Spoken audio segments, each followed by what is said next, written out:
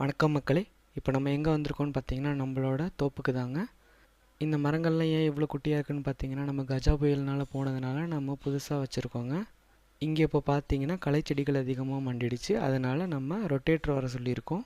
இதை வந்து ஒரு உழவு பண்ணிடலான்னு சொல்லிட்டு ரொட்டேட்டர் வந்துடுச்சுங்க. ரொட்டேட்டர் வந்த உடனே நம்ம என்ன பண்ணணும்னா முதல்ல பாயிண்ட்டை நோட் பண்ணிக்கணுங்க. இங்கே ஒரு பாயிண்ட்டுக்கு 120 ரூபா வாங்குறாங்க. உங்கள் ஊரில் எவ்வளோ வாங்குறாங்க அப்படிங்கிறத கமெண்டில் சொல்லுங்கள். அண்ணன் உழவு ஓட்ட ஆரம்பிச்சிட்டாருங்க.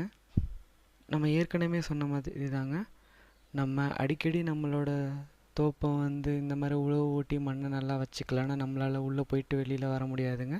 தண்ணி கட்டுறது எல்லாத்துக்குமே சிரமந்தாங்க. ஸோ அதனால் முடிஞ்ச வரைக்கும் மழை பெய்யும் போது இந்த மாதிரி உழவு ஓட்டி காடு இல்லாமல் பார்த்துக்கோங்க.